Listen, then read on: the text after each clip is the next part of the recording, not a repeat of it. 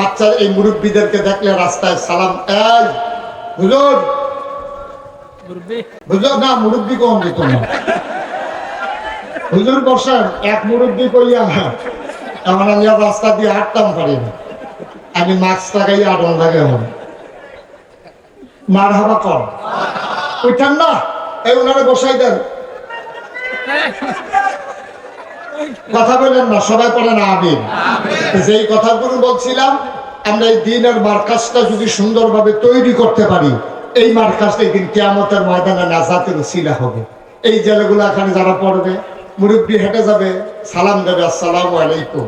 এই ছেলেগুলা এলাকার মানুষদেরকে, বাপকে মাকে যারা সুন্দর করে সহিশুদ্ধ করে কোরআন তেলাওয়াত করতে পারে না, এই বাচ্চারা গিয়ে সুন্দর করে আব্বাকে আম্মাকে কোরআন সহিশুদ্ধ করে শিখাই দেবে।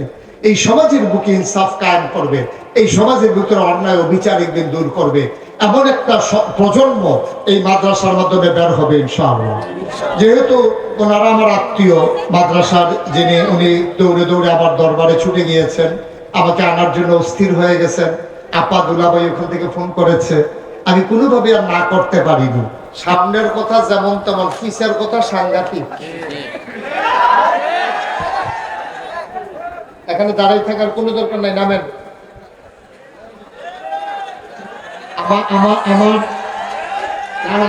আমার নিরাপত্তার দায়িত্বে যারা আছেন নামেন, আমার নিরাপত্তা লাগবে না। যে একটু নামে যান, একটু সুযোগ করে দেন, পেছনে যেন একটা শব্দ না। আপনারা জানেন আমার একটা বদ অভ্যাস, আমি তো আর বড় বক্তা না।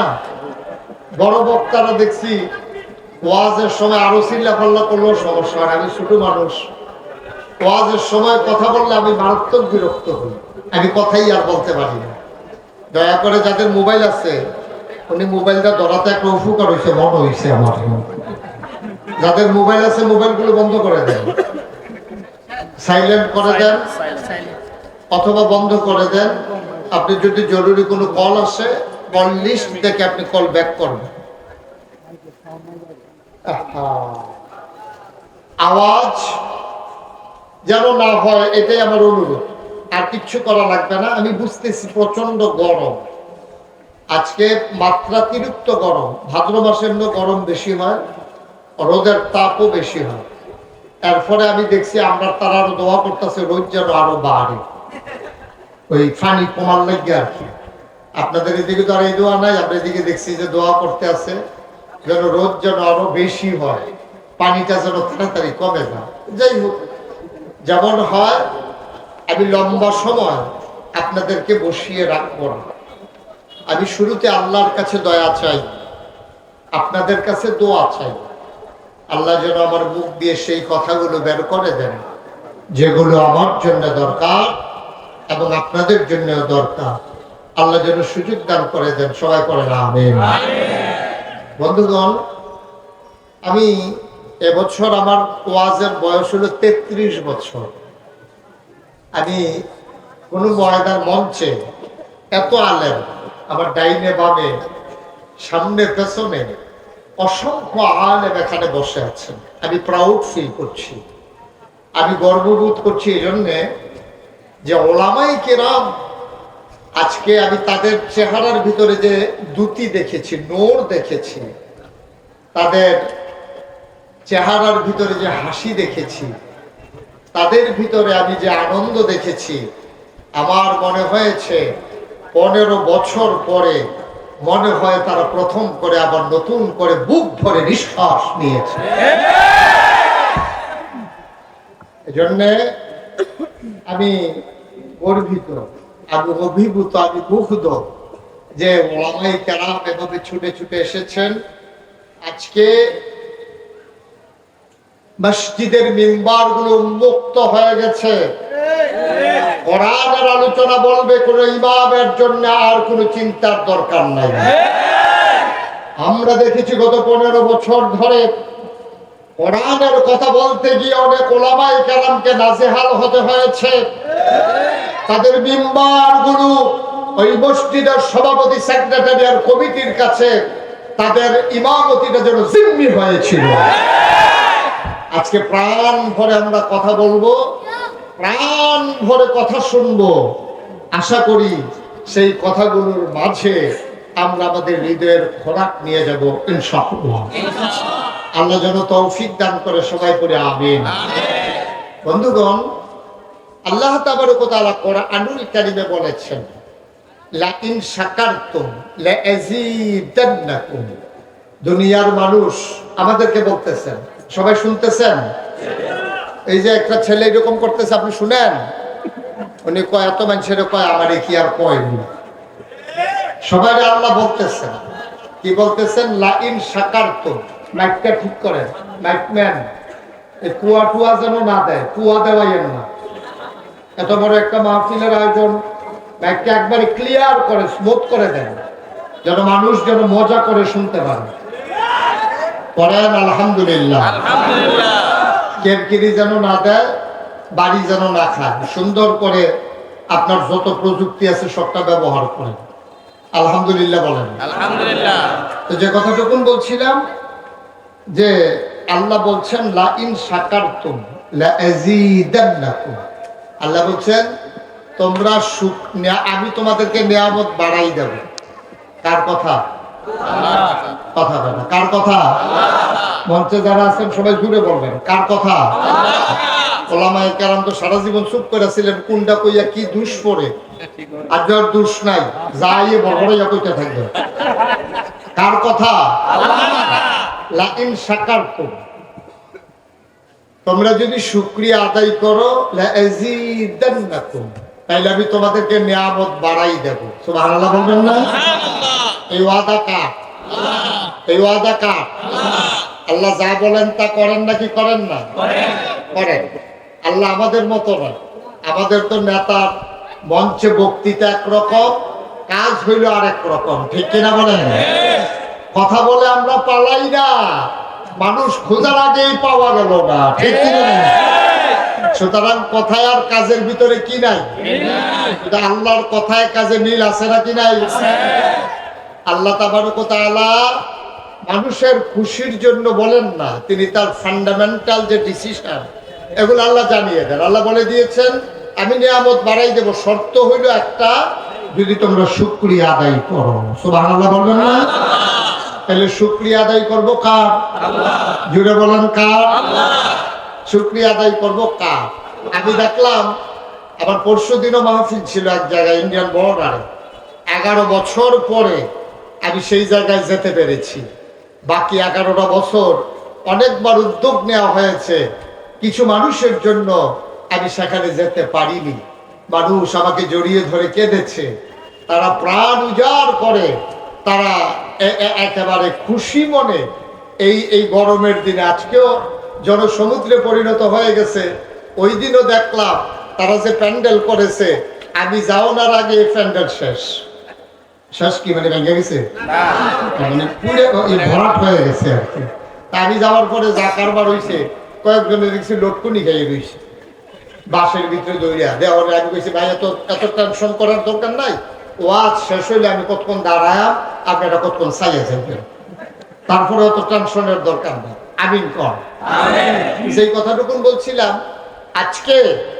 আজকে যারা মনে করেন আপনার বিরুদ্ধে কথা যাচ্ছে, তাইলে এটার জন্য কোনো আলেম দায়ী না, এটার জন্য কোনো ইমাম দায়ী না, এটার জন্য কোনো খতিব দায়ী না। যিনি মনে করেন আমার বিরুদ্ধে কথা বলছে, আপনি আপনার নেতা নেত্রীকে জিজ্ঞেস করেন যে এই রকম কোরআন হাদিসের পক্ষে কথা বললে আপনাদের বিরুদ্ধে যায় কেন, তাদেরকে জিজ্ঞেস করেন। কোরআন হাদিসের পক্ষে কথা বললে যাদের বিরুদ্ধে যাও, যারা চিৎকার করে জানিয়ে দিত আমরা কি মুসলমান না, আজকে এই 90% জন লোক মুসলমানের দেশে এমন আকামি করছে বাজারে পর্যন্ত যাওয়ার সুযোগ নাই, ঠিক না? কাজগুলা করছেন কেন? কাজগুলা না করলে কেউ তো করে তারাই দেওয়া লাগে নাই, ইচ্ছা কইরে। ভাই আপনি দৌড় দিচ্ছেন কে রে? কম দুঃখে দৌড়ি, ফাইলে কি আর আমার এমনি ছাড়বো? আপনার দুঃখে আপনি দৌড়েন, হুজুরের দুষ্টি। আপনি দৌড়াইতে কেউ কয় নাই, দৌড়ানো দেয় নাই। আপনারা না 15 বছর দৌড়ানোর উপরে রাখছেন, এই দৌড়ানোর উপরে তারা ছিল। আর আপনারা যারা দৌড়াইছেন এখন না, এটা কি আমাদের দোষ? এটা ওলামায়ে কেরামের দোষ? আপনারা মঞ্চে ওঠার আগেই স্লিপ ধরাই দিতেন, হুজুর রাজনীতির কোনো ওয়াজ নাই। আমি বলি ওটা আলোচনাটাই হচ্ছে রাজনীতি, ঠিক কি না? ওটা কোরআনটাই হচ্ছে রাজনীতি। যতদিন আমরা বলতে পারি নাই, বলতে দেওয়া হয় নাই, তারপরও আমরা থামি নাই, ঠিক কি না? আমার ওয়াজের যারা শ্রোতা তারা জানেন আমি কখনোই কোনো রেস্ট্রিকশন দিয়ে কথা বলি না। আমি আমার মতো করে কথা বলি, যার মন চায় শুনবে, যার মন না চায় চলে যাবে। আমি আপনার খুশির জন্য আল্লাহর কাছে আসামি হইতে পারবো সহজ। আপনি খুশি হবেন না বেজার হবেন এতে আমার কিছু আসে যায় না। 800 কোটি মানুষ এই পৃথিবীতে এখন আছে, পুনে 200 কোটি মুসলমান আছে। সবাইকে খুশি করার মতো ক্ষমতা আমার নাই, সবাইকে খুশি করার মতো আমার নাই। আমি এক জায়গায় গিয়ে দেখছি আল্লাহরে গালাগালি করতে আছে, আল্লাহ আল্লাহ আল্লাহরে গালাগালি করতেছে। আর আমি তো নাগেশের বিশ্বাস মুস্তাক ফৈজিয়ে না, আমার যে সবাই পক্ষে থাকবে আমি আশাও করি না। আর যেই দিন দেখবো সবাই আমার পক্ষে, এটা কিয়ামতের লক্ষণ, মোটেও কোনো সুবিধার লক্ষণ, ঠিক কিনা বলেন? স্বাভাবিক। আল্লাহরেও গালাগালি করে মানুষ সুবিধা না হইলে। ধান সিদ্ধ করছে, রোদ উঠে না, খালি বৃষ্টি বেরিয়েছে, কি ফোতানটা আল্লাহরে ফোতাইছে, আল্লাহ কেন এখনো আছে। একটা ওয়াজে সবাই খুশি হবেন, বাচ্চাদেরকে একটু চুপ করাই দেন ওই দিক দিয়ে। একটা ওয়াজে সবাই খুশি হবেন এটা আশা করা যায় না। আমরা শুরু করি ইনশাআল্লাহ। ওয়া মা তাওফীকি সবাই পড়েন আলহামদুলিল্লাহ। তাহলে শুকরিয়া আদায় করলাম কার? আল্লাহ। করব কার? আল্লাহ। করে যাব কার? আল্লাহ। লস না লাভ? প্রমাণ আছে নাকি নাই? আমরা প্রমাণ পেয়ে গেলাম না। ইন শাকারতুম লাযীদান্নাকুম। আল্লাহর শুকরিয়া আদায় করলে আল্লাহ নিয়ামত বাড়াই দেন। আল্লাহ যে আমাদেরকে মুক্ত আকাশ আর প্রাণ ভরে নিঃশ্বাস নেওয়ার সুযোগ করে দিলেন, এটাকে আমরা বেড়াগিরি না শুকরিয়া? কার? আবার করেন আলহামদুলিল্লাহ, আবার করেন আলহামদুলিল্লাহ। 15 বছর ধরে যেই জগদ্দল পাথরটা আমাদেরকে চাপা দিয়ে রেখেছিল, পাথরটা এখন সরে গেছে। তাইলে আমরা কি করব? কি বলবো? আলহামদুলিল্লাহ। সবাই করেন কি বলবো? আলহামদুলিল্লাহ। করেন আলহামদুলিল্লাহ। বন্ধুগণ, যুগে যুগে এমনই হয়। আল্লাহ তাবারক ওয়া তাআলা কোরআনুল কারীমে মাত্র 500 আয়াত, কয়শো? কথা বলেন, কয়শো? 500 আয়াত রাখছেন হুকুমের আয়াত। নামাজ, রোজা, ইবাদত, বন্দেগী, সুদ, ঘুষ, মদ, চুরি, চামারি, জিনা, ব্যভিচার, এই রকম ব্যাপারে মাত্র 500 আয়াত আছে। কয়শো? এগুলা বলে আহকামুল কোরআন। এই 500 আয়াতকে বলে আহকামুল কোরআন, মানে কোরআনের বিধি বিধান সমূহ। তাইলে কোরআন শরীফে মোট আয়াত আছে 6666, চলে গেল 500, আর বাকি রইল এইগুলা। মারহাবা বলবেন না? 500 গেলে 6166, এই আয়াতগুলো বাকি রইল। আচ্ছা, এইগুলাতে কি আছে?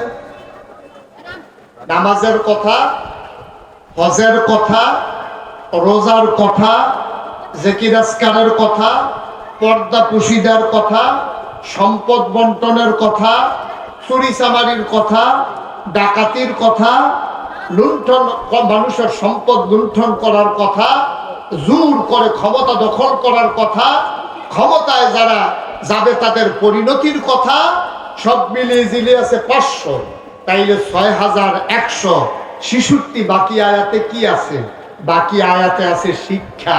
শিক্ষার ভিতরে এইটাই, যারা আল্লাহর নাফরমানি করেছে তাদের পরিণতি কি হয়েছে, এটাই হলো মূল শিক্ষা, ঠিক কিনা বলেন? এটা যুগে যুগে আল্লাহ তাবারক ওয়া তাআলা কোরআনুল কারীমে এই ব্যাপারে ওয়াজ করে দিয়েছেন। আর এই ক্ষেত্রে কোরআনের শিক্ষা নেওয়ার জন্য মৌলিক ফান্ডামেন্টাল একটা ডিসিশন আল্লাহ কোরআনে দিয়েছেন। 21 পারায় সূরা আহজাবের প্রথম আয়াতে আল্লাহ বলছেন, ইয়া আইয়ুহান নবী। সুবহানাল্লাহ বলবেন না? সবাই কোরআনে ঢোকার আগে আমরা একটু এই শয়তান থেকে ফাটা হয়েছে, যিনি রহমান যিনি রহিম, তার নামে চলেন শুরু করি। সবাই পড়ি। আউযু বিল্লাহি মিনাশ শাইতানির الشيطان الرجيم بسم الله الرحمن الرحيم يا أيها النبي اتق الله ولا تطع الكافرين والمنافقين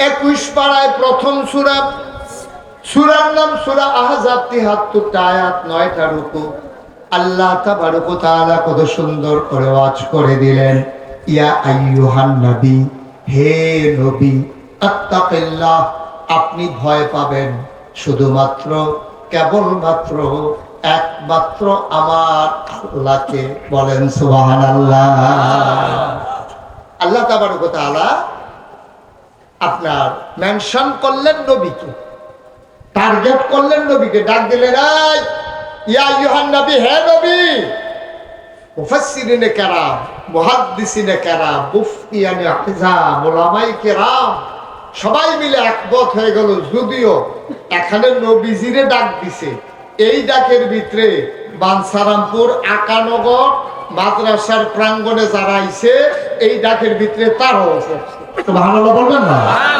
তা আমরারে ডাক দিতে চাই বানসারামপুরের মানুষ আল্লাহ ডাক দিতে আছে সুবহানাল্লাহ বলেন না তাহলে আপনারা ডাক দিলে আপনি কি অমনোযোগী না মনোযোগী ডাক দিছে কে স্বয়ং আল্লাহ সুতরাং এখন আপনি আর এদিক সেদিক তাকানোর কোনো সুযোগ নেই এতক্ষণ তাকাইছেন আমি ডাক দিছি এই ছেলে এই মোবাইল বন্ধ করো আপনি ভাই মোবাইল বন্ধ করো ইউটিউবে হাজার হাজার ওয়াজ আছে আপনি এইটা চাইয়া থাকবেন না আমারে চাইবেন হ্যাঁ এটা বন্ধ করে দিয়ে খেয়াল করে শুনেন আল্লাহ তাবারক ওয়া তাআলা এখন ডাক দিচ্ছে এখন কিন্তু মুশতাক ফয়েজ আপনাদেরকে ডাকতেছেন বলছে ইয়া আইয়ুহান নবী যদিও সম্বোধন করছে নবীরে আর সকল ওলামায়ে কিরাম ইজমা হয়ে গেছে নবীরে যে ডাক দিছে এখানে শুধু নবী উদ্দেশ্য না এই প্যান্ডেলে যারা আমরা আছি কিয়ামত পর্যন্ত যত মানুষ আসবে যুগে যুগে যারাই আসবে যারাই কোরআনের কাছে যাবে অথবা না যাবে সবার জন্য আল্লাহর ডাক হচ্ছে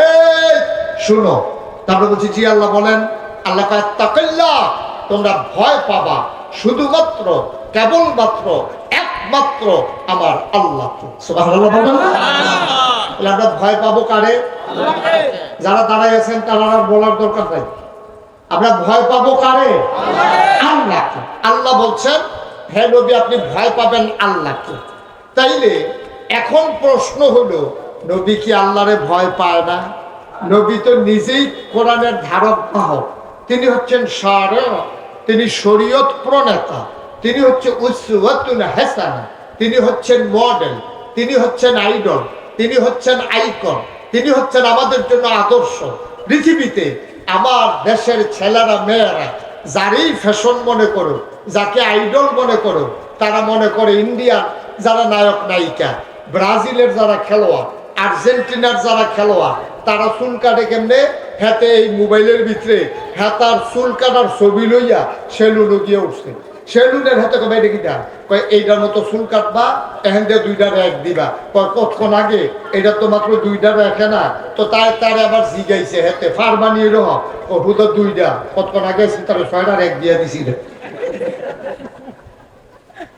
রেখের লাগে আমার কাছে আইবেন আমি রেখে বাবা 6 রেখ দিয়ে দিছি আর আপনি 2 রেখে না এখন মনে হইতেছে ব্রাজিলের ব্রাজিলের প্লেয়াররা খেলোয়াড়রা হয়ে গেছে আমাদের ছেলেদের কাছে আইডল তারা হয়ে গেছে আমাদের কাছে আদর্শ আমার মেয়েরা ওই ইংলিশ আর কি বলে ভারতের চ্যানেলগুলো ঘুরে ঘুরে ফ্যাশন শো গুলো দেখে দেখে ওরা নায়িকারা কোন ধরনের জামা পরে কোন ধরনের ফ্যাশন করে এটা আমার দেশের মেয়েদের কাছে ফ্যাশনের জিনিস হয়ে গেছে অথচ কোন মুমিন মুসলমান তার এত বড় একজন ফ্যাশনেবল মানুষ এত বড় একজন আদর্শ যিনি নবী মুহাম্মদুর রাসূলুল্লাহ সাল্লাল্লাহু আলাইহি ওয়াসাল্লাম কেমন আদর্শ তিনি আপনি কি কিছু বুঝছেন আপনি হাইটা গেলে আপনার লগে বিড়ির গন্ধ পাওয়া যায় আধা ঘন্টা রাস্তার একটা আপনার কাছে মাছিও যায় না বিড়ির গন্ধ আধা ঘন্টা আপনি হাঁটতে গেলে আমি মানে মাঝে মাঝে যে কত কারবার ঘটে, একবার আমার দেখে দৌড়ে আসসালাম আলাইকুম দাঁড়াইয়া 10 হাত দূরে দাঁড়াই রয়েছে, আমাকে এদিকে আসেন, এবার আইয়া না, আমি কাছে আইয়া একটু দূরের থেকে কি ওর কথা কেমন আছেন কাছে আইয়া, এবার আইয়া না, রগের বেড়ায় কজোর ডাক্কা লাভ নাই, আইতো না।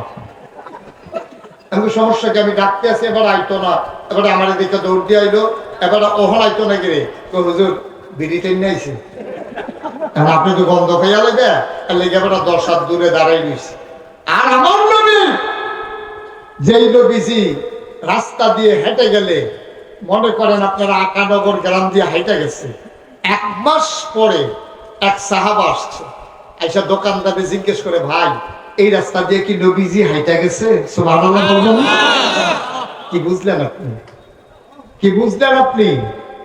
1 মাস পরে নবীজি হাইটা গেছে, 1 মাস আগে, আর 1 মাস পরে এই রাস্তা দিয়ে নবীর এক সাহাবা হাঁটতে আসছে। হাইটার পাশের লোকজনকে জিজ্ঞাসা, ভাই এই আপনারা হলো কি নবীজি আইছিল? কই কি রে, কেমনে বুঝলেন? কই নবীজি কি করবেন? হ্যাঁ ঠিক আছে, ওকে ওকে। তা আমি সাহাবা জিজ্ঞেস করছে, দোকানদার এই এলাকার মানুষ জিজ্ঞেস করেছে যে কেন আপনি জিজ্ঞেস করেন কেন নবী আসছে কিনা? তখন সাহাবা মুস্কি হেসে দিয়ে কয় যে হয়েছিল তো 1 মাস আগে। সুবহানাল্লাহ বলবেন না? ওই মহল্লার মানুষ, আগন্তুক মানুষটার কাছে জানতে চায়, আপনি কেমন করে বুঝলেন, কেন জিজ্ঞেস করলেন, কেন আপনি জানতে চাইলেন এই রাস্তা দিয়ে নবী এসেছে কিনা, কি এমন প্রমাণ তিনি রেখে গেলেন? সাহাবা চোখের পানি ছেড়ে দিয়ে কয়, এই 1 মাস আগে আবার নবী হেঁটে গেছেন, আর আজকে 1 মাস পরে আমি আসার পরে নবীর গায়ের জান্নাতি গন্ধ পাইতেছি।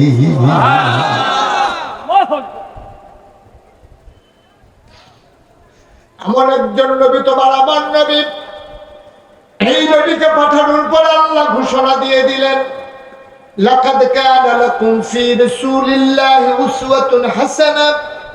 এই নবী হইলেন তোমাদের জন্য মডেল, তিনি হইলেন আদর্শ, তিনি হইলেন নমুনা। মুসলমান, সরকার আসবে, সরকার যাবে, ক্ষমতার পালা বদল হবে, মুসলমান যদি কোরআনকে আঁকড়ে ধরে ধরতে না পারে, আর নবীর আদর্শে যদি নিজের জীবন সাজাইতে না পারে, সরকারের অদল বদল হবে, মানুষের সমাজের পরিবর্তন হবে না, ঠিক কিনা? আগে একতারা চান্দা তুলতো বাস স্ট্যান্ড, ওখানে আরেকতারা তুলবো, এর দূরে অসুবিধা কি? চান্দা তো ঠিকই আছে, এমন আছে বাড়তেও পারে, ঠিক কিনা কম? আগে তুলছে একতারা, ওখান তুলবো আরেকতারা, তো লাভ হইল কি? তো সব দেশের কি উন্নয়ন হইল কম?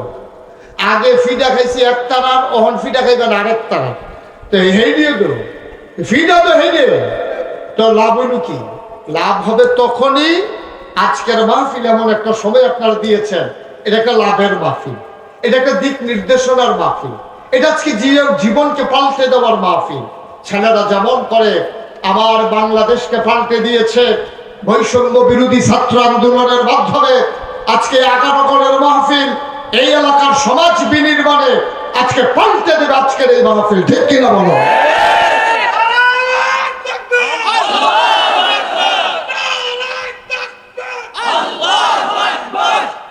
তাইলেই হবে মাহফিলের সার্থকতা। আইছে সব লোক চাইতে আইছে, এবার আগে দেখতাম ভিতরে, অহন বাইরে, এইটা চাইয়া কোনো লাভ হইত না। আসল কাজ হলো ওই আল্লাহ তাবারক ওয়া তাআলা যে নবীজিরে কইছে, ইয়া আইয়ুহান নবী আত্তাকিল্লাহ, পুলিশ না, র‍্যাব না, গোয়েন্দা না, দলীয় ক্যাডার না, আইন প্রশাসন না, দদক না, আমরা ভয় পাবো শুধুমাত্র কেবলমাত্র একমাত্র আমার আল্লাহকে, ঠিক কিনা বলবেন? আর বাইরে আর কোনো ভয় নেই। বাঁচবেন কয় বছর? ওলামায়ে কেরামকে আমি বারবার বলেছি, এই বিপ্লবের পরে, দ্বিতীয় স্বাধীনতার পরে আমি ওলামায়ে কেরামদের বিভিন্ন কনফারেন্সে বারবার বলেছি, এতদিন বলেছেন যে সুযোগ নাই, কথা বলতে পারি না। আর আজকে সুযোগ পাওয়ার পরে যারা কথা বলবেন না, আল্লাহ তাদেরকে ছাড়বেন না। ঠিক না? একেবারে স্পষ্ট করে কথা বলবেন। সাদাকে সাদা বলবেন, কালোকে কালো বলবেন, লালকে লাল বলবেন, সবুজকে সবুজ বলবেন। এটা কে কি কইলো, এতে কি আসে যায়, এতে আপনার দরকার নাই। এক এলাকাত মাহফিল বাদ গেলে আরেক এলাকাতে যাইবেন। আমারও দিন কত এলাকাত বাদ গেছে, কথা একটা মনে করছে, এটা কি কইলে তা? আমি তো কোনো উচিত কথা কইতাম গিয়েও না, আমি তো একটা নর্মাল কথা কইয়া 15 বছর ধরে এই এলাকার যাইতাম পারি না। আমি গিয়া কথার কথা এমনি কইছি, যদি কেউ আপনারা যারা যারা হজেরতে আইছেন, হজেরতে আসার পরে যারা বউ নাই তারা বয়স হইল বিয়া করে লাগেন। কারণ আমার দৃষ্টিতে জুয়ান বয়সে বউয়ের যে দরকার, বুড়া বয়সে আরো বেশি দরকার। কারণ ফুটের বউয়ে আমি ফেসাবের লুঙ্গি বদলাইলে এটা স্মরণ করবো, এবিডি জিয়েরও স্মরণ করবো, কিন্তু নিজের বউয়ের স্মরণ গিয়ে আমি যখন বুদ্ধি দিছি, আপনারা যারা বিশেষ করে বয়স হয়েছে অথবা হজের চাইছেন, ফইলা কারবার গড়াই লইবেন, আপনি একটা বিয়া করে লাইবেন। এই কথা কইছি পরে একবারে দিয়ে উঠতে আসতে করে জেগেছে। আমি তো আর বুঝছি না, ওয়াজ যে উফরে পড়ছে, এবার আস্তে করে জেগেতে আছে, গিয়াছে দুটো বোমা বমি উঠে আছে। আমি জিগেলাম কি তারে, কয় ওয়াজ একজনের উফরে পড়ছে। আমি কই তো কিতা কয়, কয় হ্যাঁ বাড়ায় কামড়ারে ধরছে, অবশ্যই এই হুজুরে এরা তোরা কইছ। আমি কইলাম আসলে এমনি কইছি, অক্টারে সত্য, আমি কেউ কথা শুনছিও না জানিও না। এবারে বিয়া করছে না, কিন্তু আমি কেমন কয়া, এবারে দিলে কয়দিন আগে হজের তাই আবার বিয়া করছে, তখন আমার ওয়াজ এবারে রুফে পড়ে গেছে। এবারে তখন ফলাফানের লোকে চিল্লা পাল্লা করতে আছে, আমি যে বিয়া করছি হুজুরে না জানলো কেমন। আর যত বছর আমি বাচ্চা থাকি, এই হুজুরে এই এলাকা কেমনে আইয়ে আমি চাইয়া দিতে আসি, আমি আর যাইতাম পারি না। ফলাফানে যতবারে কয়, এটা তো হুজুরে অনেক বছর আগে কইছে, কয় লাভু বুকিটা অহনও যখন আইব তোরা, আমি যখন মাহফিল যা, তোরা আমার বেচাইয়া কি একটা আইস কম দিবি। কানা পানা এটা উফরে ফুটে গেছে, তো এইটা উফরে পড়ুক, উফরে পড়ুক। আমরা বাইরে খালি থাকবেন আর ব্যাগ আইবো ভিজতেন না, তারপরে দৌড় দিয়ে আউরিজ গেলে তো সামনে, ঠিক কিনা কম? আমরা সাথী ছাড়া বাইরে খালি থাকবেন, আর বৃষ্টি আইলো ভিজলেন কেড়ে বৃষ্টিরে ফদাইবেন। আপনার মতো নির্বুধ কি আছে নাকি? আমরা কারো পক্ষে বিপক্ষে না, কোরআন হাদিসের কথা বলে যাব। আপনি যদি কোরআন হাদিসের বাইরে থাকেন তো লইয়া ছুটবো, ঠিক কিনা কম? আপনি আগে বললে তো সামনে ১,৫০০ বছর আগে আল্লাহ আপনার কম ডাক দিছে, ডাক দিয়ে কইছে উদখুলু ফিস-সিলমি কাফা। আল্লাহ ডাক দিয়ে কইছে, এই মুসলমান, এই বানসারা পুরি তারা করে আল্লাহ আপনি তো আসিয়া নকো ভিতরাইও, উদখুলু ফিস-সিলমি কাফা, তোমরা পরিপূর্ণভাবে ইসলামের ভিতরাইয়া পড়ো। এরপরে তো কেউ আইয়া না, কেউ আইয়া না। আরেক তারা করে কি, বাইরে অর্ধেকটা, ভিতরে অর্ধেকটা। জানাজার বেলা ইসলাম মানে, নামাজের বেলা ইসলাম মানে, ঈদের বেলা ইসলাম মানে, বুটের বেলা আর ইসলাম লাগে না, ঠিক কিনা? নামাজের বেলা দেখবেন এমন ইসলাম মানে, এবার জানাজা কাজা নাই, এলাকার ভিতরে জানাজার কাজা নাই, ফরজ নামাজের খবর নাই। অধিকাংশ আমি দেখেছি, আমিও বাংলাদেশে থাই, আমি সৌদি আরব চাইছি না। আমি দেখছি আমরা দেশের নেতারা লুক ফিট করে রাখে, এলাকার ভিতরে কোনো জানাজার কাম লাগলে হেতারা দেখবেন দৌড়াইয়া হাজির, অথচ ফজরের নামাজ এদিন পড়ছে না। এরকম প্রমাণ আমার কাছে অসংখ্য আছে। এবার আপনারা কোন ফজরের নামাজের দাম বেশি না জানাজার দাম বেশি? কথা করা, কোনটার দাম বেশি? সারা জীবনের জানাজা যদি এক ফাল্লির দেয় আর ফজর নামাজের একটা সেজদা যদি এক ফাল্লার দেয়, সারা জীবনের জানাজার নামাজ দি ফজরের নামাজের কাছে বাড়িও খাইতো না, ঠিক কিনা? কার দরা দিয়েও কুলাইতেন পারতেন না, বাটকারা ইট দিয়ে ওইটা সমান করণ যেত না, ঠিক কিনা? তাইলে আমার দেশের মানুষগুলো ফজরের নামাজের খবর নাই, জুহরের নামাজের খবর নাই, নেতা জানাজার নামাজের লেগে ভাগো, আসলে এটা সোয়াবের লেগে না, এটা বুটের লেগে, ঠিক কিনা? ঠিক কিনা? এটি কোনো আল্লাহর সোয়াবের আশায় নামাজ না, সোয়াবের আশায় যদি নামাজ পড়তো তাহলে এবার 5 ওয়াক্ত ফরজ নামাজ আগে পড়লই, পারলে জানাজা পড়লই, না পারলে নাই। ঠিক কিনা কম? আর আমরা তারা বুঝে না কোনটা দিয়া কোনটা, কোনটা দিয়া কোনটা, এটা আমরা তারা বুঝে না।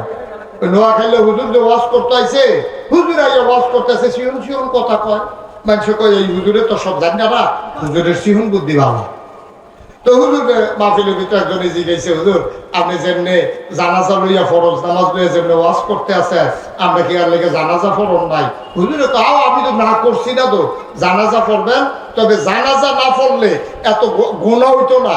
যদি সমাজের তারা পড়ে আপনি উদ্ধার হয়ে যাবেন, পড়লে সওয়াব পাইবেন। এই গ্রামের যদি 50 জনে পড়ে 5000 লোক থাকলে তারা আর গুনাহগার হইতো না। আর ফরজ নামাজ মায়ে পড়লে বাপের সারত না, বাহে পড়লে মার সারত না, ফুতে পড়লে আব্বাল সারত না, জিয়ে পড়লে মার সারত না, ফির সাহেবে পড়লে মুড়ি কত দাঁড়ে ফেল বেড়ে যে গেছে আছে কই ও তো বিপদে পড়লাম। ওখান আমরা তো শুধু ফির সাহেবে পড়লে মুড়িদের নামাজ লাগে না, এরপরে ফির সাহেবে পড়লে না মুড়িদের লাগে না। আবার এইরকম আছে ফির সাহেবেরও লাগে না, মুড়িদেরও লাগে না। আছে রে ওয়াজ কি সব উঠে পড়তে আছে? ওনারে কেডা কইছিল আমারে আনতি যখন সারা বড় ছুটে যাইব করে নমুনা খারাপ। তো সেইটা আগে কইয়া লই, ওই জানাজারটা ফরজ এটা কই নিতাম আগে মার হাবা পায় না। তো হুজুর যখন জিজ্ঞাসা কথা মনে আছে নিও যে হুজুর আপনি যেমন জানাজার ফরজ বুঝাইতে আছে, তা আমরা কিন্তু জানাজা তার মানুষ হইতো না। তো হুজুর কাউ আমি কি না করছিনি, তবে ফরজটা ঠিক রেখেন, ফজর নামাজটা ফইরা জানাজা পড়েন, জুহরটা ফইরা জানাজা পড়েন। আমি তো না করছি না জানাজার লেগা। একবার ফালতু উঠা হুজুর আপনি জানাজাটা যেমন হালকা মনে করতে আছে, এটা কি বেশি হালকা? না, এটা মোটামুটি আছে, চলতে আছে। এবার হুজুরে জিজ্ঞাসা, হুজুর কয়টা এরকম মনে করেন নফল মুস্তাহাব, তারপরে এই যে ফরজে কিফায়া কইলেন, এটি কয়টা একখানো মিলাইলে আমরা ফরজের নামাজ একটা মিল করতাম ফারাম, এটা হুজুর বুঝাইয়া কইয়া যান। ফজরের নামাজ ছুটলেও হেডি দিয়া যেন সমান সমান করতাম পারি। হুজুরে কয় সারা জীবন ওয়াজ করলাম, এইরকম প্রশ্ন ধরুন ছিলেন না। ওই এই হুজুর মতো রুগনাথ ফললে এই হয়, বিজাত ফললে এই হয়, আরেকটা উঠটা কয় ফেহে বানিয়ে ফললে কি হয়? হুজুরে ধরে বলছে এইরকম, হুজুর আপনি যে কইলেন ফরজের অনেক দাম, তো সর্দি মিলেও কি একটা ফরজ করতাম পারতাম না? হুজুরে কয় শুনেন, ভালো কথা মনে করছেন, আপনাদের এদিকে সুপারি গাছ আছে? কয় হ। কয় আছে তো? আচ্ছা এবার আপনারা আমি জিগাই নারিকেল গাছ আসেনি? কয় হ আছে। তো আপনারা যে জিগাইলেন কয়টা সুন্নত মিলাইলে কয়টা নফল মিলাইলে একটা ফরজ হয়, তাহলে আপনারা কর কয়টা সুপারি গাছ মিলাইলে একটা নারকেল গাছ হয়? 1 কোটি সুপারি গাছ মিলাইলে একটা নারিকেল গাছ যেমন বানানো যাবে না, সারা জীবনের নফল গুলা মিলাইলে একটা ফরজ বানানো যাবে না, যাবে না, যাবে না। ঠিক কিনা? মুসলমান মন দিয়ে শুনুন, আল্লাহ তাবারক ওয়া তাআলা সুন্দর করে ডাকে যখন নবীকে বললেন, এই নবীর ডাকের আওতায় আমরা পড়ে গেলাম। আল্লাহ বলেন ইত্তাকিল্লাহ, ও নবী আপনি ভয় পাবেন আল্লাহকে, শুধুমাত্র কেবলমাত্র একমাত্র আল্লাহকে। ওয়ালা তুতিল কাফিরিন ওয়াল মুনাফিকিন, কাফের আর মুনাফিকদের কখনো অনুকরণ করা যাবে না, যাবে না, যাবে না। বলেন সুবহানাল্লাহ। এই কথা আমি মুশতাক ফয়জিন্দা, এই কথা স্বয়ং আল্লাহ। সুবহানাল্লাহ বলবেন না? জোরে বলবেন না সুবহানাল্লাহ? বন্ধুরা আমার, ভাইরা আমার আল্লাহ রাব্বুল আলামিন এই ভয়ের কথাটা যখন বলে দিলেন, এই ভয়ের আওতায় আমরা পড়ে গেলাম। এখন আমাদের অন্তরে আর কারো ভয় রাখা যাবে না, অন্তরে ভয় থাকবে শুধুমাত্র কেবলমাত্র একমাত্র আমার আল্লাহ রাব্বুল আলামিনের। আল্লাহ ছাড়া মুমিন মুসলমানের অন্তরে আর কারো ভয় থাকতে পারে না। এই জন্যই বলছিলাম আমরা তো এমন একজন নবী পাইছি যেই নবী হলেন আমাদের জন্য উসওয়াতুন হাসানা, তিনি হচ্ছেন মডেল, তিনি হচ্ছেন আদর্শ, তিনি হচ্ছেন নমুনা। এবার আপনাদেরকে বলি, নবীর মাথা ওনার চুল মুবারক ছিল নাকি ছিল না? কথা বলেন, বুঝতে শুনে বলেন। নবীর মাথায় চুল ছিল নিও? কথা কাটা, চুল ছিল নি? উনি পাঞ্জাবি গায়ে দিছেনি? ওনার দাড়ি ছিল কিনা? তাইলে ওনার দাড়ি মুবারক ছিল, ওনার চুল মুবারক ছিল, ওনার পাঞ্জাবি গায়ে ছিল, ওনার পরনের লুঙ্গি ছিল, উনি হাসতেন, ওনার দাঁত ছিল, উনি কথা বলতেন, ওনার জিহ্বা ছিল, ওনার সব কিছু ছিল, উনি সব করে করে দেখাইছেন। এমন একটা কাজ নাই উনি যেটা কইরা দেখায় নাই। তাইলে এইরকম একজন নবী আমাদের সামনে থাকার পরে আমরা চুল কাটতে গিয়া যখন ব্রাজিলের খেলোয়াড়ের ওই ফ্যাশনেবল চুলের ভিডিও লইয়া এই দিয়া সেই রাতের সেলুনের নাফিত্রে দেখায়, তখন ওই মুসলমানের জন্য আমার নবী থাকার পরে ওই ব্রাজিলের খেলোয়াড় ওই আমার দেশের যুবকের জন্য আইডল মডেল হতে পারে না। ঠিক না? আমার দেশের মুসলমান আমরা যারা ৯২ জন লোক মুসলমান, আমাদের আদর্শ হচ্ছে নবীজি। আমাদের উনি যেমনি চুল কাটছে আমরা এমনি চুল কাটবো, উনি যেমনি দাড়ি রাখছে আমরা এমনি দাড়ি রাখবো, উনি যেভাবে পাঞ্জাবি গায়ে দিছে আমরা এভাবে পাঞ্জাবি গায়ে দেবো, উনি যেমনি টুপি পরছে আমরা এমনি টুপি পরবো। উনি গুল টুপি পরছে না লম্বা টুপি পরছে, উনি কি সিলাই ছাড়া পরছে না সিলাই করুন না পরছে, উনি কি ফাঁস করলি পরছে না এক বেড়া দৌড় না পরছে, উনি কি কাজ করুন না পরছে না কাজ ছাড়া করে পরছে, এইটা নিয়ে আপনার বিভেদের, এইটা নিয়ে আপনার আলোচনা, এইটা নিয়ে আপনার কথা বলার কোনো দরকার নাই। ঠিক কিনা বলেন? কথা বলা ঠিক কিনা? এখন উনি গুস্ত দেওয়া তরকারি রুটি খেয়েছে, নবীজি গুস্ত পছন্দ করতেন, গুস্ত দিয়ে রুটি খেয়েছে। আচ্ছা কি গুস্ত এটা আপনি জিজ্ঞাইতেন পারেন, এটা কি গরুর গুস্ত না ভেড়ার গুস্ত না ছাগলের গুস্ত, এইটা বলতে পারে। আপনি যদি আবার এটা যান উনি গুস্ত কি দিয়ে রাখতো, কি কি মুসল্লা দিছে, এগুলো আপনার দরকার নাই। উনি গুস্ত পছন্দ করতো, আপনিও গুস্ত পছন্দ করেন। উনি টুপি পরতো, আপনিও টুপি পরেন। আপনি মাহফিলে বক্তা আসলেই আপনি ঢুকেন সুই দিয়া চাইয়া, আপনি মাথার ভাই চান টুপিটা আপনার মতো নি, যদি দেন আপনারটার মতো তো হইলে আপনার হুজুর, আপনারটার মতো না হইলে আপনার আর বনে না। এইটাই হচ্ছে বাংলার মুসলমানের সবচেয়ে বড় সমস্যা।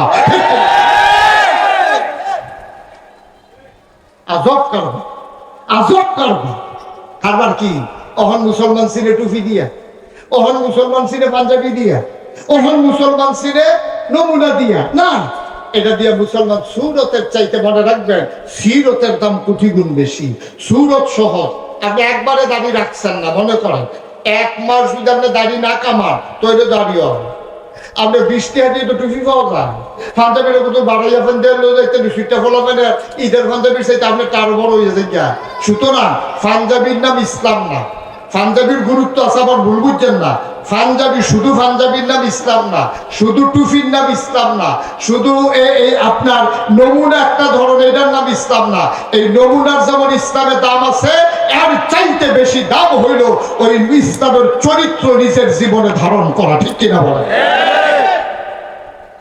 আপনি কাঠটুপি কিরকম এটা বিচারতেন পারেন, আর যখন অন্যায় হবে ওই অন্যায়ের বিরুদ্ধে ঝাঁপিয়ে পড়া যে ফরজ, আপনি সুন্দর টুপির জন্য ওই বিভেদ সৃষ্টি করতে গিয়া যার উপরে জুলুম হচ্ছে, আপনি আলেম হয়ে ওই আলেমের পক্ষে কথা বলতে পারেন না, আপনার আলেম বাদ গেছে। ঠিক কিনা বলুন?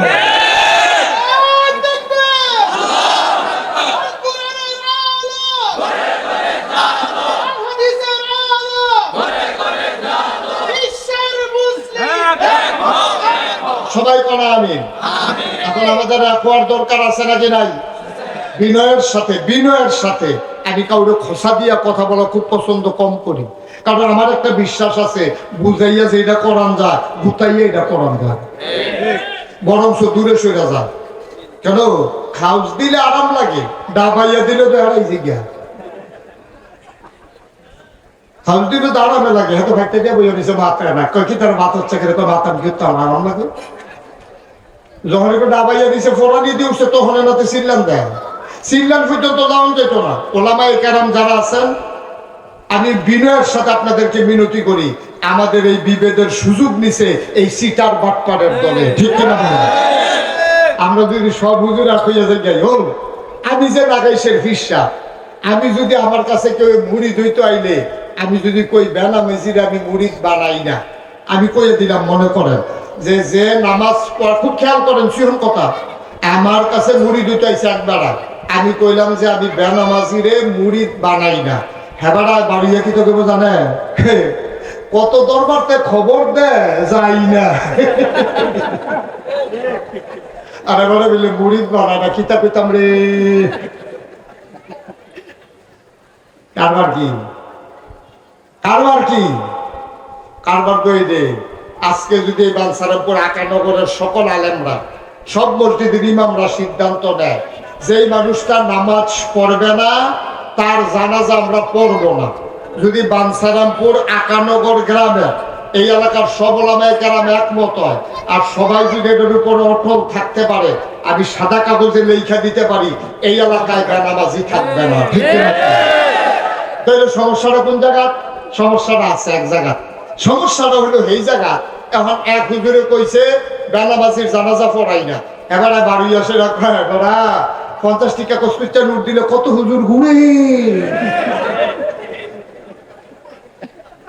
তো শরীরে হেবারার আইন দেখানো এসে সাবধান ঠিক কিনা কও সুতরাং আজকে আমরা ওলামায়ে কেরাম যারা আছি আমরা মৌলিক প্রশ্নে মৌলিক বলতে কি আমাদের আল্লাহ কয়জন নবী কয়জন কিতাব কয়টা আপনার ক্যাবলা কয়টা খুব খেয়াল করেন আমরা ধর্ম কয়টা তাহলে আবার কই আবার কইতেছে আমরা আল্লাহ এক আমরা যে আল্লাহ দুই না আছে আমরা আল্লাহ এক আমরা নবী ক্যাবলা কিতাব মার খাবো কয়টা তো দেখছেন এই এক যে কোয়া শুরু হয়েছে থামে না তো আমরা আল্লাহ নবী কিতাব ক্যাবলা দিন সবই দিয়ে আমরা ফেরেশতা কখনো সব এক আল্লাহ নবী কিতাব ক্যাবলা কাবা তারপরও আজকে বাংলার মুসলমান কেন দলে দলে অনেক কারণ হইল আমরা ইসলামকে ইসলামের জন্য ভালোবাসি না আমরা ইসলামকে নিজেদের কামাই রোজগারের ব্যবস্থা বানাই ফেলছি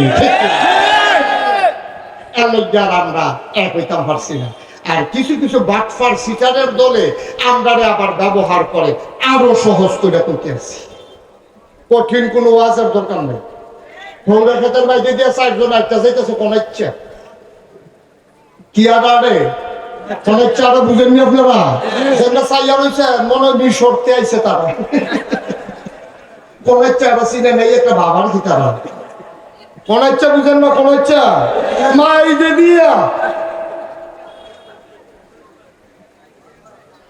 সরিষা খেত কি খেত ফুল দি ফুটটা ওখানে হলুদ হয়ে রয়েছে ডগাদি নরম নরম ওখানে দানা করছে না খালি ফুল দি ফুটছে এর ভিতরে 4 বেড়া কয় বেড়া ফাতারে 4 জনে কান্দ ধরে এবারের কান্দ আমি এবারে আবার হেবারের কান্দ হেবারের কান্দ 4 জনে আমরা ফাতারে এক হাউস খেত লইয়া একটা যাইতে আছে কি খেত না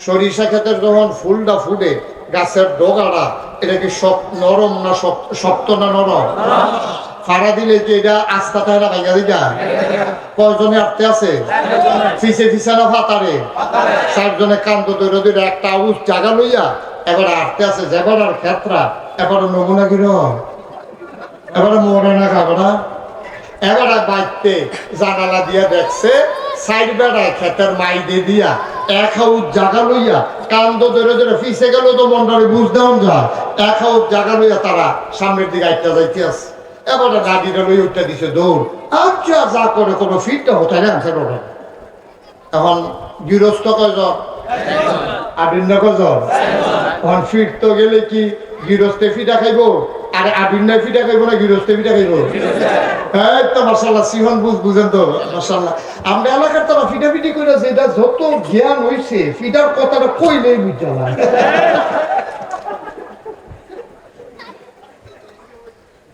কয়জন না 4 জন গৃহস্থ কয়জন একজন পাড়া লাডি লয়ে দৌড় দিছে পরে এবারে বউ আছে আবার চেয়ারম্যানের জি ওই গৃহস্থের বউ হলো চেয়ারম্যানের মাইয়া তো তাই তো জন্মের আগে দেখছে তাই আব্বাই কিতা করে খালি যে হ্যান্ডের ফেস হ্যান্ডের কুটি হ্যাঁ কেমনি কিতা সাইজ করন লাগবে আবার কি ডেবি বালা পারে না তো তাই তো হ্যাঁ আর জিয়ে এই বেরিয়ে করছে কিন্তু যখন দেখছে এবার একলা দৌড় দিছে বেরিয়ে দৌড় দিয়ে সেরকম আপনি কই যান এটা নিরাজ্য শেষ নাই 60 জনের লোক আপনি একজনে পারবে বন বুদ্ধি আছে কানে কানে কিতা জানি কইয়া দিছে হাতে হাসতে হাসতে এতন গেছে তা ওখান হাসতে হাসতে খেতের লাইনও গেছে গিয়া দিয়ে 60 জনে আটটাতে মাইক খেতে গেছে ডাকি যাও 4 জনের দিকে আসেন আইসে পরে হাসি দিয়া কইতেছে কি সৌভাগ্য আমার কি কফাল কার খেতে দিয়া কেন আগে দেখি যেমন তেমন কফাল এটা লোক আইনটা বড় যায় না আপনারা ধাওয়াত ছাড়াতে আছেন কফাল কফাল আল্লাহ দিছে রে মেহমান এমনি আইয়ে রে তো ভাই আমরা 60 জন আমার ক্ষেতের উপরে দিয়ে হাঁটছেন আমি বড়ই ভাগ্যবান যে আমার এই জমিনের উপর আপনাদের কদম মুবারক পড়ছে আমি বহুত খুশি কি হুড়া দিয়ে কিতা করা আপনার মতো লোকের যে কদম পড়ছে আপনাকে আরো ফরাইবেন আপনাকে দৌড়াইবেন কোনো সমস্যা নাই সাইডে আসেন কাছে নিয়ে আসে না তো ভাই আমি তো আসলে আপনার 60 জনের একজন রও চিনি না আপনারা কেডাই দিন তো হাতে কয় চিনছেন না তারে চিনবেন কেমনে আমরা তো শুধু সংখ্যায় কম হ্যাঁ তো হইলো খ্রিস্টান ও আচ্ছা এটা এটা হইলো ইহুদি ও মাশাআল্লাহ এটা কি কয় হিন্দু আর এটা কয় মুসলমান তো ধুম ধরে কতক্ষণ চুপ করে থেকে কইতেছে ঠিকই আছে আপনারা 3 জন আমার খেতে দিয়ে আটতেন পারবেন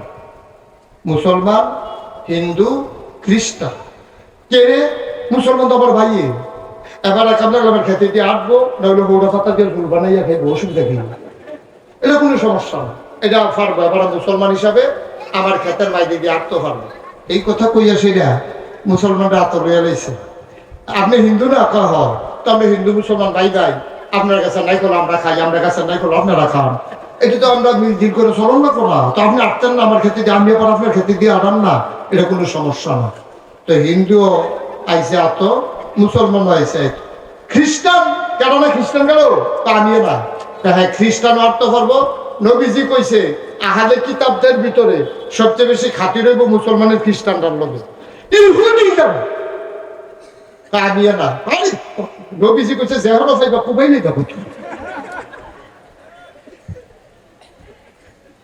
ইহুদি বুঝা ফিটা ভাটি থতো না যেটা করবো এটাও তুললা দিন ইহুদি বুঝালে যার খবর আছে তারে দইরা ইচ্ছা মতো হাতারা 3 জনের রং চাইতে আছে আর গৃহস্থে তারে কন্যাইতে আছে ইহুদির কন্যাইতে যখন আর কানে মাছিল আরে না কুদুর ধরেন লাইল জাত নেই হেতার এবারে ধরাইয়া লাইল দিয়া তা ডাহের কাছে আঙ্গুল দিয়া চাইছে চলে না শ্বাস মাস চলে না এবার একজন শেষ আছে না শেষ কথা বলে আছে না শেষ এখন আর রয়েছে কত এবার গিয়া সেটা পেতেছে ভাই ইহুদি তো শুনলেন কিতা করছে আর কিতা করলাম এটা তো দেখলেন হিন্দু মুসলমান আমরা ভাই ভাই কিন্তু একটা খ্রিস্টান হইয়া আপনারা সারা বাংলাদেশে আসছেন কয়জন খ্রিস্টান হইয়া মুসলমানের ক্ষেত্রে বাইরে দেওয়াটা তোরা কই জায়গাটা দিছে এগুলো ধরে আবার খ্রিস্টানরা কত সুইরা লাইছে কত রহমান করে লাইছে এখন ইহুদিও শেষ খ্রিস্টান লোক না কয়জন গেছে গা কয়জন আবার হিন্দুরা গিয়া ধরছে রে তোর আর জ্বালা আমরা বড় অশান্তিতে আছি সরাইল বেড়াইয়া তোর আমরা যেই ফেসা হবে কত আরেকটা বাইরে গেছে সরাইল যে কইয়া কথাটা কি কইয়া নিতা কতটা তো বুঝছেন না সরাই খালি মূর্তি ভেঙ্গালা কালি করে আগুন ধরাই দেয় এটা কয়েক বছর আগে হয়েছে এটা আপনার পেপার পত্রিকাতে আছে এই এলাকার মামলা হয়েছে না সে মুসলমানের বিরুদ্ধে আমার কিছু মুরিদ আছে সরাইল এলাকায় তারা নিজে গেলাম এত বছর ধরে তোমরা এই একখানো মুসলমান হিন্দু থাও আর যে তোমরা গিয়ে হিন্দুরের কারিগর ভাঙ্গো কিয়তা তোমরা গিয়ে মূর্তি ভাঙ্গো কিয়তা কই হুজুর ঘটনা ধরা পড়ছে তো আমি কি ঘটনা ধরা পড়ছে কই এটা ভাঙ্গে কেন এটা তো আমারও চিন্তা আমরা বিপদ হলে গেছে পুলিশ আইয়া ঘুরা ঘুরাইয়া বিচারে আমরা ঘরে ঘুমাইতাম পারি না এই চিন্তা আমরা ওই কারিগরের উপরে আমরা সুইটটা বইয়া বেশি কেড়ায় ভাঙ্গে চাইতে হুসেঙ্গি দিয়ে গে বইয়া বেশি দড়ি মড়ি লইয়া রাতের যখন 12টা বাজে দেখি যে একটা আস্তে আস্তে আস্তে আস্তে কালীঘরের দিকে আইতে আছে আইয়া সেটা মেজবাতিটা বাড়ি দিয়া তে যখন আগুন ধরাইতে গেছে ফলে গেলাম তার কান্দের উপরে আম গাছের কাঁদের উঠতে ফইরা ফইরে সে তারা আনতে দিয়ে ধরে না আরেকটার কোনো প্রস্তাব টিপ দে প্রস্তাব টিপ সে হারা চিনি না আমরা কই কিতারেতে কইতে আইসে কই তরাইছি গেলাম কিতারে তুই কইতে আইয়া হলো এই মূর্তি ভাঙতে আসত কালী ঘর আগুন লাগাইতে আসত হ্যাঁ তার লুঙ্গি খুললে চাইয়া দেখি মুসলমানই করাইছে না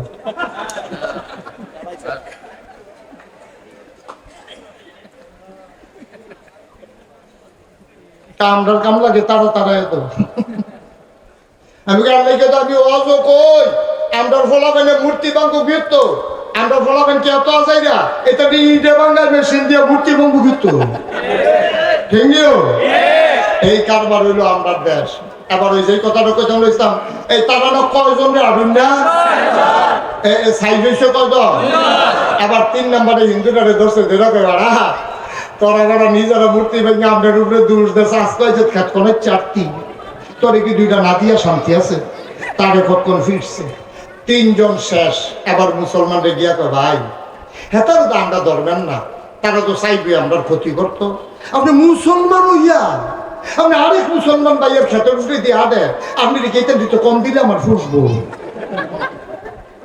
আবার তারেও ফিরছে এবার আসেন শিক্ষা নেই আপনি একা কখন আপনি 60 জনের বিরুদ্ধে পারবেন না এই কথাটা ওই যে গৃহস্থ যেমন বুঝে আমেরিকা ব্রিটেন ফ্রান্স জার্মানি পার্শ্ববর্তী ভারত এরা কোনো কম বুঝে না এই জন্য এরা করে কি কিছু কিছু ঘরানার আলেমকে কিছু কিছু মুসলমানকে তারা পক্ষ লয়ে সেটা কি কয় সারা পৃথিবীর মুসলমান ভালো কিন্তু ইরাকের সাদ্দাম হুসেন বেশি বাইরে গেছে গা আফগানিস্তানের লাদেন হেবারাই বেশি বাইরে গেছে গা এইটা কইয়া কইয়া একটার পর একটা দেশ ধ্বংস করে মুসলমানদেরকে কেমন করে নিঃশেষ করে দেওয়া যায় এই হচ্ছে পায়তারা আমরা গত সরকারের আমলে দেখেছি এই সরকার কখনো জামাতে ইসলামকে আক্রমণ করেছে অন্য আলেমদেরকে চুপ করে রাখিয়েছে আবার কখনো হেফাজতের রক্তে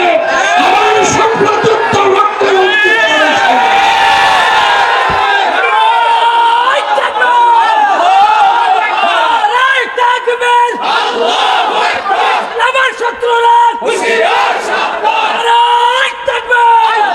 তাকবীর ঠিক আছে হলো বুঝইছে না বুঝইল তারা বুদ্ধি করে দেখছে জামাতরে সাইজ করে জামাতরে রাজাকার কইয়া পাকিস্তানের দালাল কইয়া ফইলা জামাতরে সাইজ করতেছে এরপরে তো হেফাজত একটু বেশি বেড়ে গেছে গা কোথায় না ওই হেতে ওই গৃহস্থের মতো একজন একজন করে ধরতে আছে আর আমরা বোকার মতো আমরা মনে করি জামাত ধরছে আমরা হেফাজতের তারারে তো ধরছে না হেফাজতের তারারে যখন ধরছে তারা কয় সুন্নির তারা কয় এই কমিটিরে ধরছে আমরা যারা সুন্নি আমরারও তো ধরছে না কিন্তু কারবার হইলো গৃহস্থে যে একজন একজন করে কমাইয়া আনতেছে এই ব্যাকলের এই হলো না ঠিক না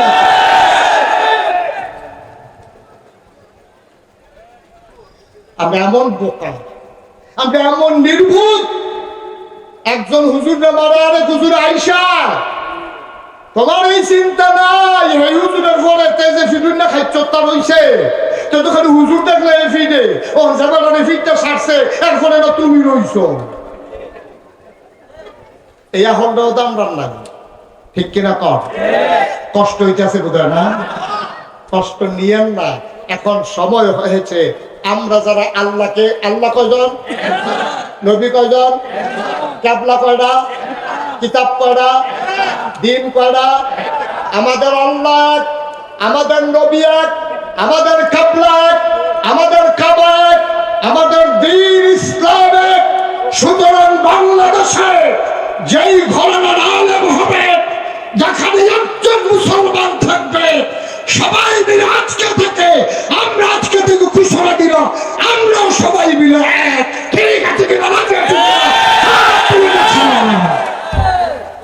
আমরা আজকে থেকে সবাই এক আমরা সবাই কি আমরা সবাই কি আমাদের যেহেতু আল্লাহ আমাদের যেহেতু নবী এক আমাদের যেহেতু কিবলা এক আমাদের যেহেতু কাবা এক আমাদের যেহেতু কোরআন এক আমাদের যেহেতু দ্বীন ইসলাম এক কেউ কওমি মাদ্রাসায় পড়বে কেউ আলিয়া মাদ্রাসায় পড়বে কেউ হেফাজতের হবে কেউ জামাতের হবে কেউ চরমুনের পীর সাহেবের মুরিদ হবে যারা আল্লাহর জমিনে আল্লাহর আইন চায় সময় এসেছে আজকে সবাই মিলে এক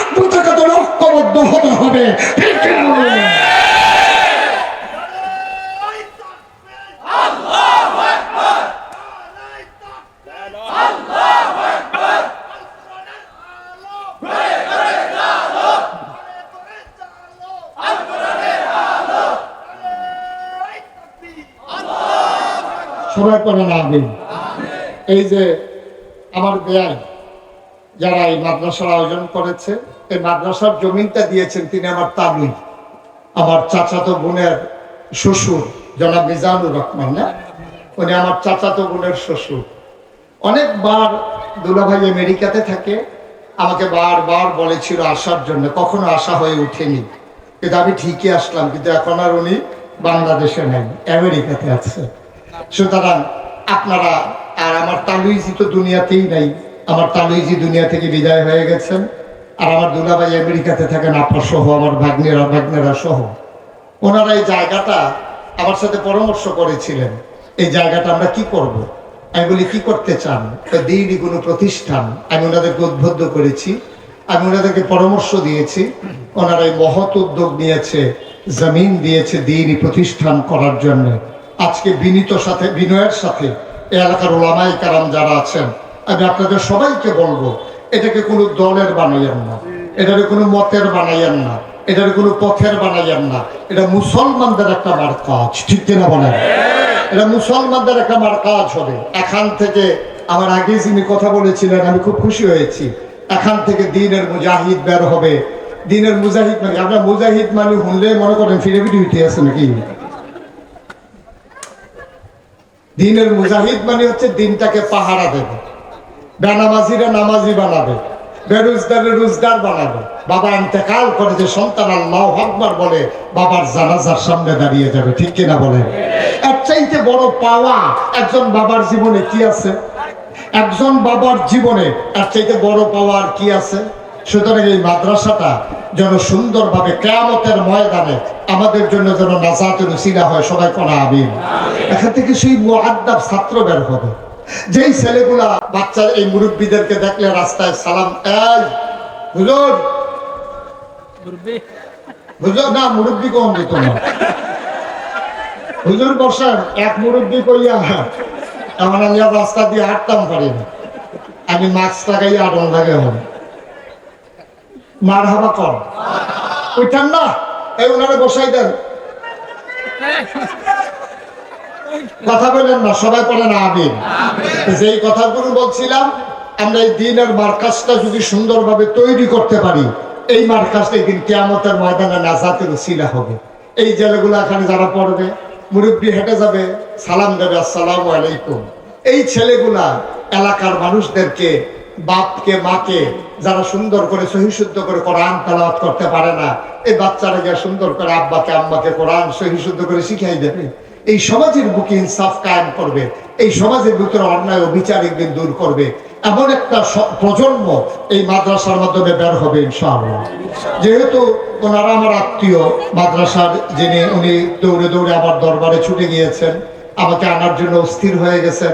আপা দুলাভাই ওখান থেকে ফোন করেছে, আমি কোনোভাবে আর না করতে পারিনি। আপনারা জানেন, সোশ্যাল মিডিয়ায় দেখেছেন, আমি কয়েকদিন ধরে খুব বেশি ব্যস্ত। আমার এলাকা বন্যা কবলিত, আমি সেখানে বসে মসজিদের ভিতরে আমি ঘুমাই, মসজিদের ভিতরে শুয়ে থেকে সারাদিন কাটাই। ওই বন্যার লেগা খিচুড়ি টিচুড়ি হয়তো দুগলা খাই, না হইলে নাই। এই অবস্থার ভিতর দিয়ে কয়েকদিন ধরে ত্রাণ সামগ্রী এই সংগ্রহ করে করে আমি ঘরে ঘরে নাগাইছে প্রায় 10,000 চূড়া আছে। প্রতিটা ঘরে আমরা চেষ্টা করেছি অন্তত 2 বার করে, একটা ঘর বলতে পারবে না যেখানে আমরা অন্তত 2 বার করে সাহায্য পাঠাইনি। মারহাবা বলবেন না? এইভাবে ওলামায়ে কেরামকে ভূমিকা পালন করতে হবে। ওলামায়ে কেরাম শুধু জানাজার সময় আছে, বাচ্চা হইলে আজানের বেলা আছে, ফার্স্ট দিনে খতমের বেলা আছে, এটা না। ওলামায়ে কেরাম হবে সমাজ বিনির্মাণে এক একজন অগ্রসেনানী। বন্যার সময় তারা ঝাঁপাই পড়বে সাহায্য দেওয়ার জন্য, করোনার সময় তারা ঝাঁপাই পড়বে মানুষদেরকে মুক্তি দেওয়ার জন্য। সমাজের ভিতরে যেখানে বিশৃঙ্খলা হবে, ওলামায়ে কেরাম যৌথ সমাজের মানুষদেরকে নিয়ে, নেতৃত্ব নিয়ে অন্যায়কে দূরীভূত করবে, ঠিক কিনা বলেন? ইমাম যখন যা মসজিদের সামনে থাকে, ইমাম যেমন সবার সামনে থাকে, ওই ওলামায়ে কেরাম যেখানেই বিশৃঙ্খলা, সব সাধারণ থাকবে পিছে, ওলামায়ে কেরাম থাকবে সবার সামনে, ঠিক কিনা বলেন? ইমামের জায়গা কি পিছে না সামনে? সামনে। নামাজের সময় যদি ইমাম মানতেন পারেন, সবসময় ইমাম মানবেন যে হুজুর হাতে মিলে গ্যাসের বোতলের দাম 3000 টাকা করে রাখে। গত কয়দিন আগেও 2000 বেচছে, 1000 বেচছে, অহন মিলে 3000 কর। হুজুর লইয়া হগলে মিলে গিয়ে ধরবেন কি রে কারবারটা কি। এইভাবে সুন্দরভাবে সমাজটাকে বদলে দিতে হবে, তাইলে আল্লাহ সুন্দর করে দেবে। এমন উদাহরণ যুগে যুগে আমাদের অনেক ছিল। সুবহানাল্লাহ বলবেন না? মুসলমান মন দিয়ে শুনো, ওই মুসলমান চাই, ওই আলেম চাই, ইমাম চাই। ইমাম আহমদ ইবনে হাম্বল, ওনাকে যখন বাদশাহ প্রস্তাব দিলেন, বাদশাহ প্রস্তাব দিয়ে দিলেন আহমদ ইবনে হাম্বলকে আপনি হয়ে যাবেন প্রধান কাজী। ইমাম আহমদ ইবনে হাম্বল বললেন, আমি তো কোনো বাদশার চাকরি করব না, আমি চাকরি করি বাদশার যিনি বাদশাহ ওই আল্লাহ। আপনি যদি আমার চাকরি নেন, চাকরি দেন, আমি আপনার পক্ষে কাজ করা লাগবে। মনে রাখবেন, যদি ফতোয়া চান তাহলে 1 নম্বর ফতোয়া হবে আপনি বাদশাহ হওয়ার উপযুক্ত না। কত কঠিন দিল, কত সাহস তার। ওই যে আল্লাহ বলেছিলেন, ইয়া আইয়ুহান নবী আত্তাকিল্লাহ, হে নবী আপনি আল্লাহকে ভয় পান। ওই উলামায়ে কেরাম যারা তাদের অন্তরে ছিল আল্লাহর ভয়, সমাজ বিনির্মাণে তারা আল্লাহর ভয় অন্তরে দিয়া সমাজের মানুষের জন্য কাজ করেছে। কখনো কোনো অন্যায়ের কাছে মাথা নত করে নাই, ঠিক কিনা? আমরা সেই মানুষ হচ্ছে। আপনি হুজুর হওয়া লাগবে বলছে কে? আপনি হুজুর হওয়া লাগবে আপনারা বলছে কে? আপনি হুজুর হওয়ার দরকার না, আপনি মুসলমান হন তাইলেই হবে। আমরা মুসলমান তো হওয়া দরকার আছে নাকি? সবাই হুজুর হবেন না, কিন্তু সবাই মুসলমান হওয়া লাগে। মুসলমান হতে হলে আফাতুমিনুনা বিবাযিল কিতাব ওয়া তাকফুরুনা বিবায, তোমরা কি কোরআনের কিছু অংশ মানো আর কিছু অংশ মানো না, তাইলে হবে না। উদখুলু ফিস সিলমি কাফা, ইসলাম মানলে পরিপূর্ণভাবে ইসলামে দাখিল হয়ে যাওয়া লাগবে। নামাজের ভিতরে যেমন তুমি ইমামকে ডিঙ্গাইয়া রুকুতে যাও না, ইমাম সাজদায় যাওয়ার আগে তুমি যেমন করে সাজদায় যাও না, ওই উলামায়ে কেরামকে ডিঙ্গাইয়া কোনো অন্যায়ের সাথে আপোষ করা যাবে না, ঠিক কিনা বলেন? ওই উলামায়ে কেরামদেরকে মেনে মেনেই চললেই তাহলেই শান্তি। বন্ধুগণ, আপনার এই মাহফিলটার ওজন বুঝেন নাই, সত্যিকার অর্থেই বুঝেন নাই। এই মাহফিলটার ওজন বুঝেছে যারা আজকে এই এলাকার আকানগরের যারা কবরে ঘুমিয়ে আছে, তারা জানে এই মাহফিলটার ওজন কত। আপনি কিচ্ছু বুঝেন না, আপনি জানেন না মাহফিলটার ওজন কত। আপনি মনে করছেন মাইক, পিসা হুজুর, ওয়াজ, কতক্ষণ হাসি কতক্ষণ কান্না, কিছু কথা শোনা, কোনো স্লোগান দেওয়া, আপনি মনে করছেন এটাই মাহফিল। না, যারা কবরে ঘুমিয়ে আছে, পাশেই কবরস্থান আছে নাকি? কবরস্থান পাশেই, তারা যদি জিগাইতেন পারতেন যার মাহফিলটার ওজন কত, তারা কইতে পারল আসল ওজন কত। আমি কিতাবে পেয়েছি, কোথাও যখন মাহফিলের ভিতরে লোক হাজির হয়ে যায়, সন্তান যখন আসে, নায়নাতকুর যখন আসে, রুহানি হালাতে আব্বা আব্বা চতুর্দিক দিয়ে এসে মাহফিলের দাঁড়িয়ে যায়। আপনাদের যাদের আব্বা নাই আম্মা নাই, এখন চতুর্দিক দিয়ে দাঁড়াই গেছে। আপনিও দেখেন না, আমিও দেখি না, দেখে ফেরেশতা। কে দেখে? কথা করা কে দেখে? ফেরেশতা। জিজ্ঞা কি বল, এই গরমের ভিতরে কবর হলে তোমার হলো কি এমনি কান দেওয়ার ফেরেশতা? তুমি তো জানো না, আমি তো আমার তো ফুতে মাহফিল হয়েছে, না বেশের ফিসা হুজুরেও আইছে, আমি তো আইছিলাম একটা কামে, তুমি আমারে তাড়াই দিও না। ফেরেশতা ডাক দেয়া কয়, কি কাজ তোমার? কবরের ভিতরে দাও দাও আগুন, কোনো শান্তি নাই। কবরটাকে জান্নাত বানাতে চাই, কি করে জান্নাত বানাবো? কবর তো জাহান্নামের টুকরা হয়ে গেছে। নাগাইশের হুজুর দোয়া করবে, আমার সন্তান দোয়াতে শরীক হয়ে আমিন আমিন করে কান্দে। আমি দোয়া নিয়ে দেখতে চাই আমার সন্তানের চোখের পানির উসিলায় আমি মায়ের কবর জান্নাত হয়ে গেল কিনা।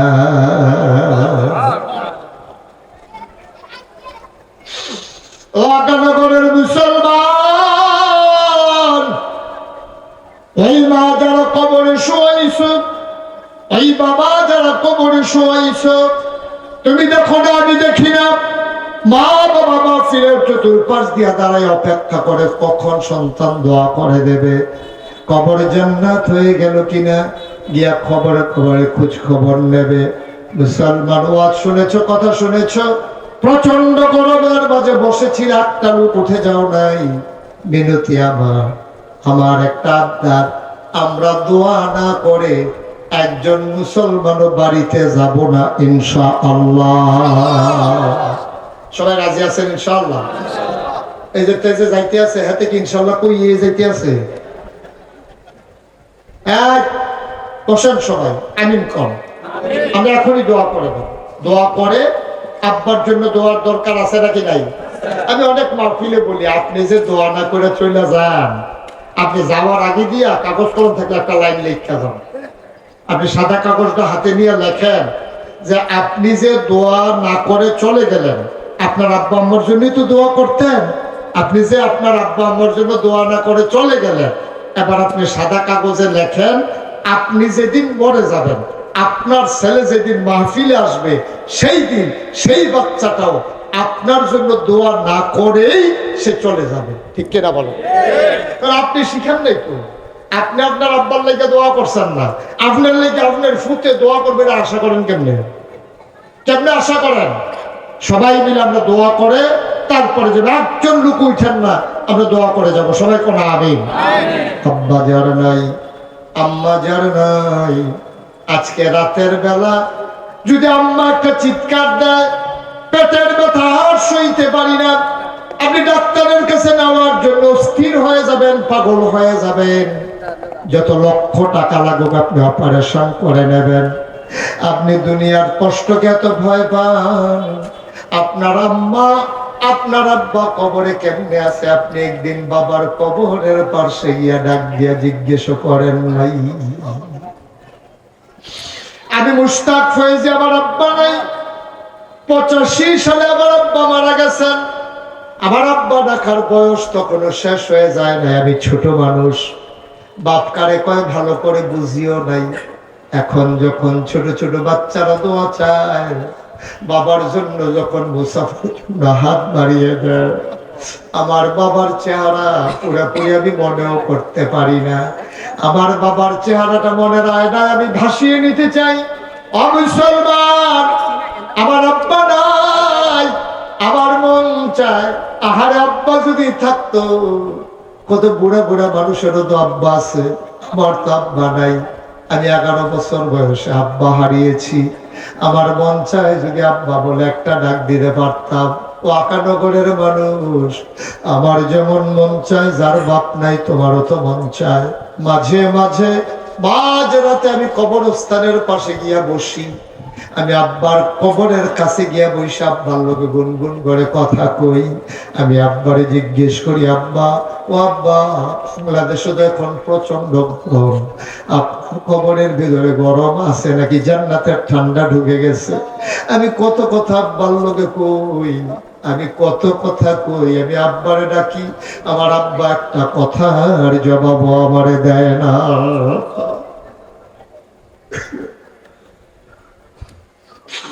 আমার আব্বা আমার একটা কথার জবাব দেয় না। আমি কাঁদতে কাঁদতে রুমে যাই, আমি ঘুমাইতে পারি না। ও আকানগরের মুসলমান, আমার আব্বা যারা কবরে শোয়াইছো, আমার আম্মা যারা কবরে শোয়াইছো, চলো সবাই মিলে একটা আব্বা আব্বার কবরটার জান্নাত বানিয়ে দেই। সবাই মিলে আব্বার জন্য আম্মার জন্য 2টা ফোঁটা চোখের পানি ছেড়ে দেই। সবাই মিলে একটু দোয়া করে দেয় আব্বার কবর আম্মার কবর যেন জান্নাতের টুকরা হয়ে যায়। সবাই মিলে দোয়া করে দেয়, রব্বির হামহুমা কামা রব্বায়ানি সগীরা।